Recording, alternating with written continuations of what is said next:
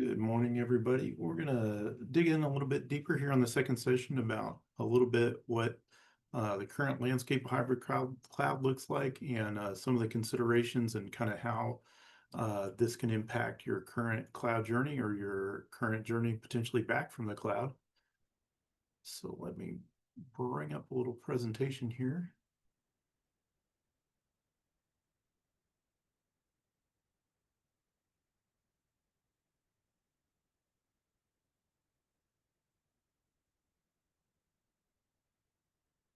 So one of the challenges a lot of folks have right now, or in the industry in general, is what cloud means has become a very complicated bit of business. And typically what's happened is the market has grown to encompass a lot more additional use cases than had previously. And typically that's good for the consumer. It gives a lot more flexibility, a lot more possible options, few more players, keeps the hyperscalers a little bit more honest. And it gives you a lot more flexibility, but it does add a lot more complexity. And we'll kind of dig into a little bit of what that means, why the fact that there are so many different options in the cloud today can be a good thing. It's not really black and white on-premise data center versus hybrid cloud anymore, or versus public cloud anymore. There's a lot of different options, and that fit a lot of different use cases.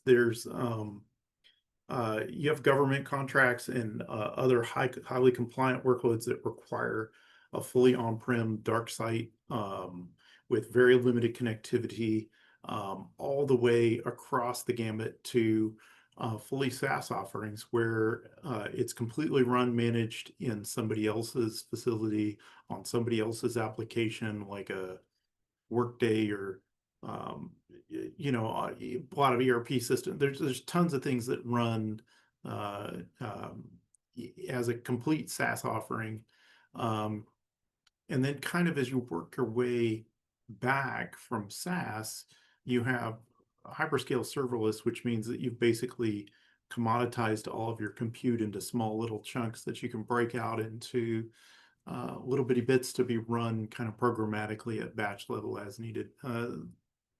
It's a very consumable way to use the cloud, but it's very far from what enterprise infrastructure looks like.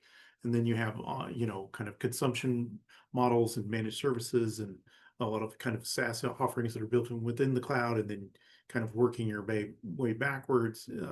You have pre-reserved instances and things to kind of cut down on cost and be able to forecast. You have the ability to kind of roll your own services sometimes if your managed services costs are getting out of control. And then you have a cloud first, cloud adjacent secondary for your kind of large scale big iron applications, with kind of a model that a lot of folks are moving to, where you have a private first hyperscale second kind of a model for if you want to keep your back end, but then burst to the cloud. And then you have kind of where a lot of people who are in the on-prem space are right now, which is on-prem cloud augmented, which you're using things like S3 for backups. You're using things like maybe Redshift or BigQuery for analytics to complement your on-prem environments, and then getting all the way back to the fully on-prem or dark site, which is pretty rare, very unusual. But kind of the example I like to use is if you are just commuting from the airport, you wouldn't buy a car. You have a very short-term commitment. It's a fully consumption model. You would just get an Uber, get a taxi. That's a completely OpEx purchase. It's a completely SaaS purchase. You have nothing to do with driving the car. Versus on the other side of the thing, the scale is if you're a company and you make a bunch of stuff and you deliver that stuff constantly every single day, it probably makes more sense for you to start buying a fleet of trucks rather than stick them in an Uber every time that you have a part that needs to go out. And you could capitalize the asset of those trucks. And very kind of those are the kind of the two different ends of the spectrum when it comes to the economics of the cloud. And this is a decision tree kind of have come up with over time that I've seen in place about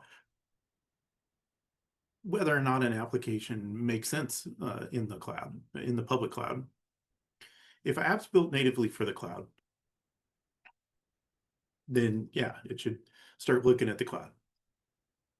Does the revenue model of that app support the public cloud at scale? When you originally build it, it's cloud native, built for the cloud. You get into the cloud, it's scaling. If revenue is tied directly to scale, and as you scale up every time uh, that you scale up an auto scaling group uh, or your storage get larger, it's tied directly to revenue, then yeah, that's something that probably should be in the public cloud. And if it if it requires the scale of the public cloud, it's too big to fit in your existing data center infrastructure. You don't want to have to buy servers, all that kind of stuff. Makes sense. Keep it in the cloud. And if the usage pattern is dynamic, completely dynamic to where you have really massive sways in utilization day over day, hour over hour, month over month, then yeah, you should probably look at a fully hyperscale on-demand consumption model, the existing kind of standard cloud model.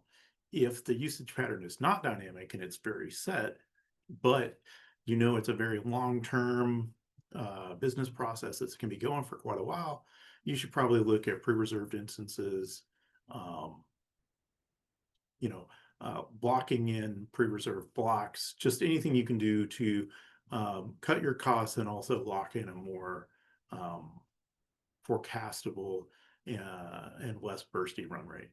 Um, if the answer to any of those things was no, if the app was not built natively for the cloud, does the app's revenue model support a full stack refactoring?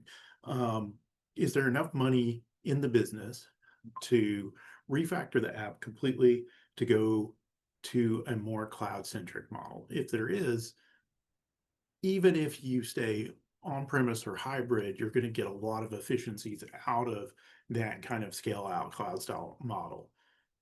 So you should probably start looking at that refactoring, start pulling the trigger on that refactoring, and then see if the apps still make sense staying in the cloud once it's been refactored to better fit in the cloud economic model. If there isn't money to refactor it, is the cloud still cheaper for a given feature? Is it cheaper to keep it in the cloud, even unrefactored, or is it cheaper to stay in your colo? If it's cheaper in the cloud for the backend, but some long-term storage is cheaper in the cloud, then go hybrid. Do what economically makes sense in your colo for those workloads, and then whatever makes sense in the cloud, move those workloads to the cloud. If the public cloud is not cheaper, it's not refactored, the the the the most fiscally conservative way, you don't have any resources to refactor it, is to keep it in your current colo situation. Then that's a workload that probably has to stay in the colo. It's just not a candidate for moving to the public cloud unless something changes within either the application stack or something changes within the revenue model of the application itself. And if you're in the cloud or even looking to go to the cloud, um, one of the things that makes sense from a hybrid standpoint is start looking at what the cost is going to be associated with each one of these different silos, your different applications, as you move it into the cloud, and sort from biggest to smallest on what that cost is going to be, and then start looking to see are the benefits and the returns there from having that in the cloud, or is it something where it might make more sense to look at either leveraging in an existing colo or a new cloud adjacent, like an Equinix or something like this, where you can do a cloud adjacency with racks and managed routers, something like that, that can allow you to run those unrefactored or large or expensive applications cloud adjacent, and then use the cloud for what the cloud is really good at, which is large scale out. So in this example, I sorted down GPU-based AI is the largest expense this particular customer has in the cloud. Performance block storage coming in pretty close behind. Database and compute services are always pretty big on the costs. then, transit, WAF, analytics, all those good things. Um, Getting down to, your S3 and commodity file and block storage, usually pretty reasonable and less expensive. Things like um, load balancing usually doesn't kill you too much depending on how you're using it, things like that. So we take a look at this and we look at the top and we say, ooh, this any big metal. So GPUs are big metal, performant block storage, that's big metal. Those are big devices with a lot of disks, a lot of SSD, a lot of NVMe database, big boxes. That might be the place where it makes sense to start looking at a hybrid use case. Would it make sense to leverage your colo or a cloud adjacent data center solution for some of those larger ticket items, and then leverage the cloud for the smaller scale out options, especially if you are already in a position where you have manufacturing or you have some kind of um, data center space that you have to keep adjacent to your application where you're not going fully cloud anyway. So if that's the case, then you can look at that colo space or that space that's in your manufacturing or in your corporate office.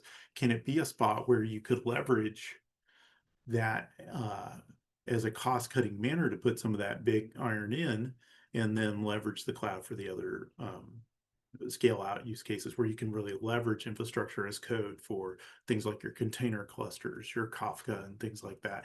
And then your more legacy or your more bespoke backend services can stay in those other racks where it's a lot more price competitive to do that.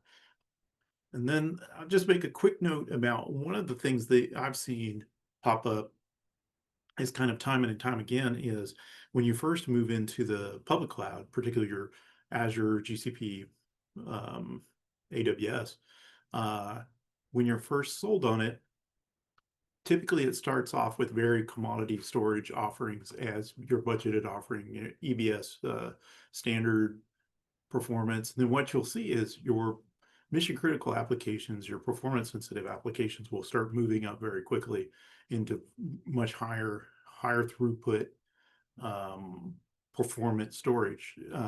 In your data center, if you're SAN attached, sometimes that can be really obfuscated with the actual performance requirements of some of those applications are. Once you start moving it into the cloud, you pay by the IO or you pay by throughput or you know, you start finding out there's other expenses to storage other than just how much space it takes up. And things like IO2 Block Express or Azure Ultra are very expensive. And if you leverage quite a bit of it because you came off a pretty SAN intensive environment in your pre-cloud environment, you're going to find that storage becomes a cost very quickly. Um, and they would be happy to sell it to you. But you start looking at the cost of tuning some of these bespoke applications that are very IO intensive, things like, RAG data or large scale backend data warehousing or your high performant transaction SQL databases, things like that. And they have a mission critical business purpose for the amount of IO they're running oftentimes. The problem is that IO is very expensive in the cloud. So that's a place where it might be worth looking at things like a pure cloud block store or NetApp cloud volumes or even cloud adjacent storage options. There's some metal options out there from some of the big cloud adjacent and on-ramp players. You can rent a rack with a managed router and firewall instances where you can put your own flash storage and things like that. Storage can add up very quickly, and I'm pretty storage centric in my experience in the industry. And this is just one of the things that I've seen is it's one of the things that can definitely surprise you whenever you start moving into hyperscale cloud, and it definitely can bite you.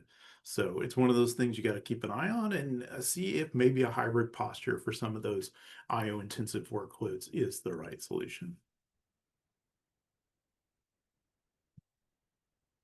And if you do decide that you want to start moving workload to more of a hybrid approach, or you're in the process of moving from a fully dedicated data center environment or from a fully hyperscale environment, and you want to start looking at what a hybrid approach might make sense and what might be the right direction forward, Okay, now what? Well, that we'll get to that in a future session. Thanks a lot, everybody.